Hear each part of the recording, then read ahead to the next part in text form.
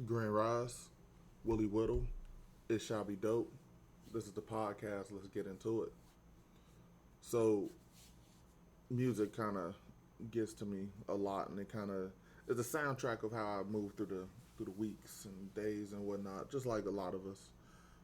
But this week, I've been feeling a lot more inspired, a lot more motivated to get up to do what I'm supposed to be doing, and really dictate to myself what that is. I really, felt like I have to be the catalyst, right? I have to be the one that pushes us forward, that pushes everything forward, that pushes the needle. So, um, one of the things that I definitely wanted to talk about was a song that I heard, and the song is from Sudan Archives. It's called "Selfish Soul," and it hit. It hit, and it's a dope song. Like, check it out, Sudan Archives. But the basis, what I'm trying to get to is feed your selfish soul. Feed your selfish soul. In this song, um, she's talking about how she had to really dig deep and just say, like, am I good enough? Does it matter? Do I cut my hair? Do I don't cut my hair? Will it grow back? Like all these thoughts that people usually have. And it really doesn't matter as long as you're doing something for yourself. Like, so it matters to you. It matters to the person who's going to benefit or feel from it. And what it means is, to me, like you got to have some kind of way to feed that. You got to feed that monster, right? Um, your soul is a nurturing place. It's a very nurturing place, and we have to nurture it. And I know I had a couple statements of like the grass is greener on the other side. That was one of the favorites back in the day. The grass is always greener on the other side, or the grass ain't greener on the other side. One or the other, right? The grass is greener wherever you water it. Wherever you decide to take care of it, that's where the grass is greener. So we gotta take care of our souls. So right now, um, in my moniker, my era, right now is wartime prime, because I'm a spawn. I'm the next living prime after Optimus, and right now I'm in wartime prime. So I'm in motion. Everything that I do is purposeful. Everything that I do is meaningful, and it's to push my family's agenda forward through my actions.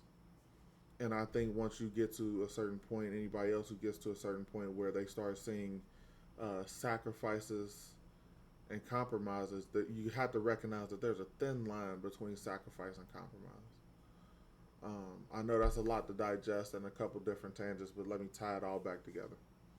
So when you sit back and you try to be selfless, um, it means you give, means that you just want to make sure that everybody has what they have, and you really don't care about yourself as much. You just have the act of being selfless. I remember um, in my marriage counseling, uh, the pastor that we had talked to at the time um, was telling me, he was like, in order for you to have a happy marriage, a great marriage, you have to become selfless. And it hit so hard because I was like, damn, am I selfish? Like, what do you see in me that I don't like? And I was really thinking about like the way that I treat my wife, and the way that I am with my kids and stuff. And I was like, am I really selfish? And I really took that to heart to say, like, man, I really got to just be a giver, and not worry about myself as much.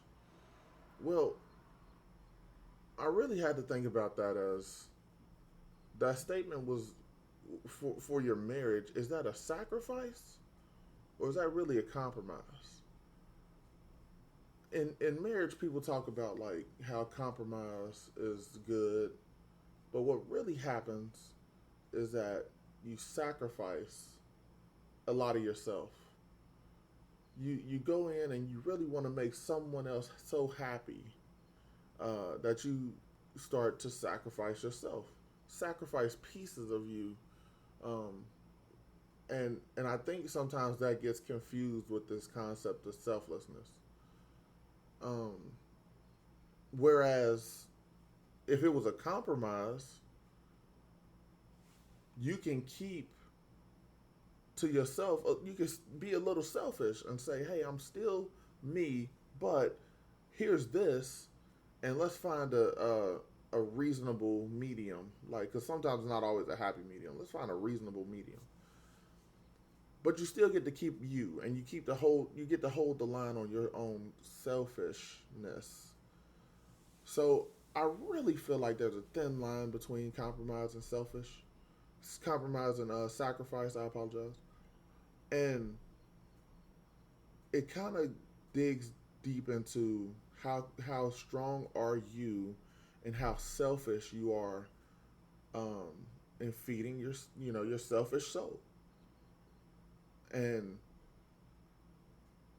it's tricky to get to know who you are in a world where the society dictates that you get with somebody, you marry, you have kids, and that's life, right?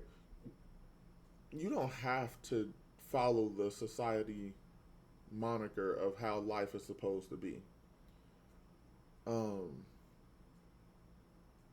I heard a message today. It was I cannot think of his name. I want to say his name was Jeremy Bevins. Um, but he said we have a finite amount of time on this earth, so you can either sit there and cry about it, or you get off your ass and get to it.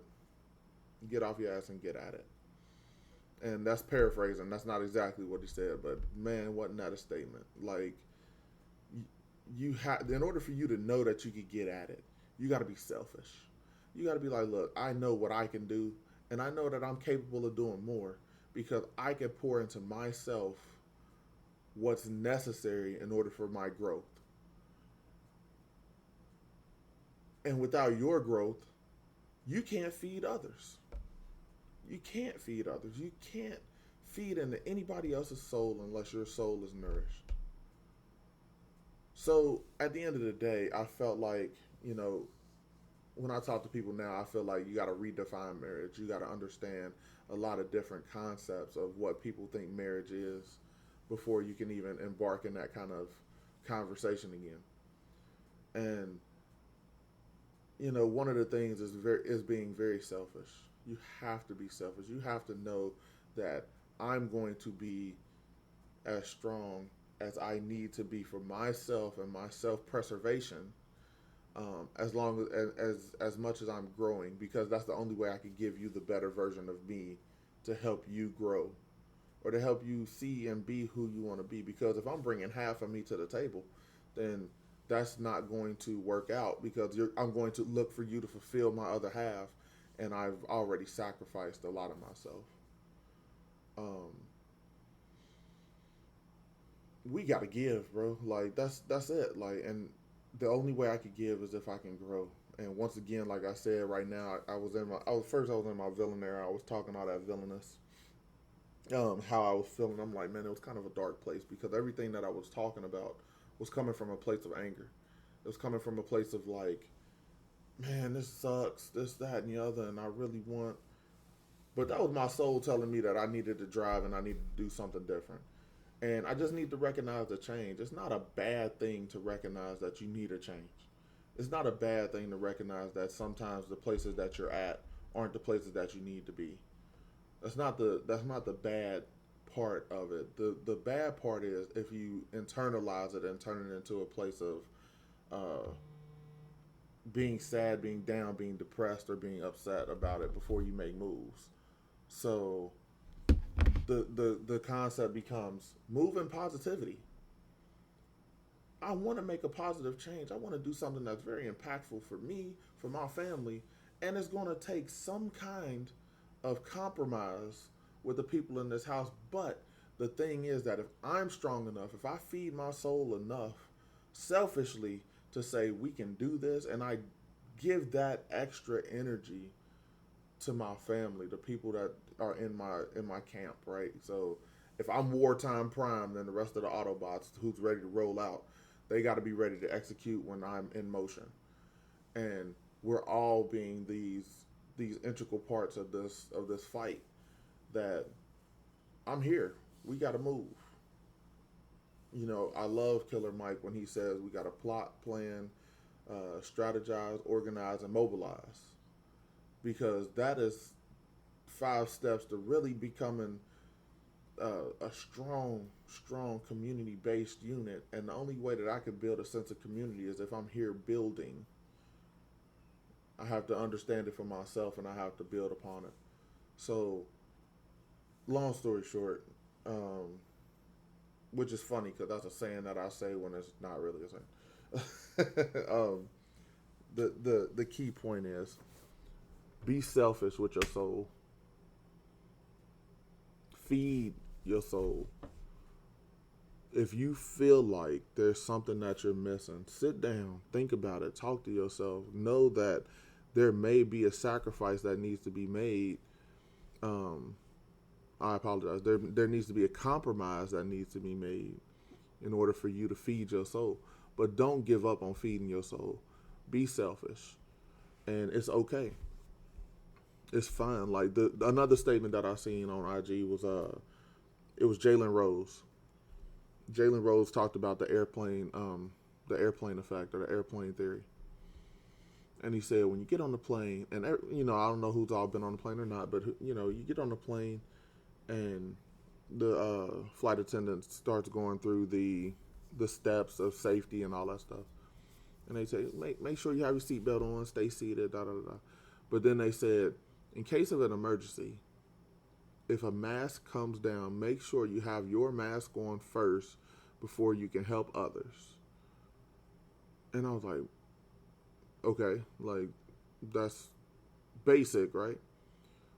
But when somebody actually, like he said, when he really listened to it, and he said, that's such a powerful statement to say that make sure your mask is secure before you help others. And in his statement, he was, I'm sitting here next to my grandma and my 2-year-old daughter. But before I can help them, I need to help me first. And as much as we want to run into,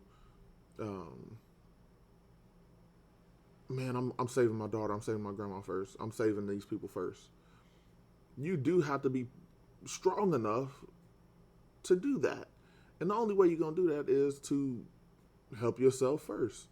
It's not a sacrifice. It's a compromise. It's not a sacrifice that says, man, I'm going to let them die first or nothing like that, or anything dark in that aspect. It's let me get right so I can get them right too, and then they could follow me. The only way that we're going to succeed is if we are actually built to be leaders and actually push through. And that's the compromise that we have to give, because the people who are actually affected by the compromise are the people who are actually there and they actually care. People who are affected by your sacrifice are probably people who don't need to be there in the first place. They're cut off or however that works out. So I sacrificed, unfortunately, a lot of myself back in the day, and it's taken a little bit of a road to find my way back. But I am sitting down and I am feeding my soul daily, you know, with reading, with working out, with losing weight. Like, these are things that I know a lot of people deal with, struggle with, whatever. Like, but the main thing is, like, if you find something, and I'm not the guru of it, don't get me wrong. Like, I ain't my man running around on the V-Shred videos talking about something, you can eat pizza and all that. I'm not dude. Like, don't think that. But the thing is, I enjoy what I'm doing now. And once you hit a spot of enjoyment, then you can say, all right, well, now I could, with clarity, make some decisions towards a compromise for how the rest of these days can last. And then it's a chapter. It's a chapter. Close a chapter, open a new one. Your story continues to write. Your story continues. So feed your selfish souls. Be selfish with them. Feed them. You're going to need it, because the people around you who's watching you feed your soul, they'll learn something too. They'll learn to feed theirs. And then you actually build a stronger sense of community around you based off of that. Um,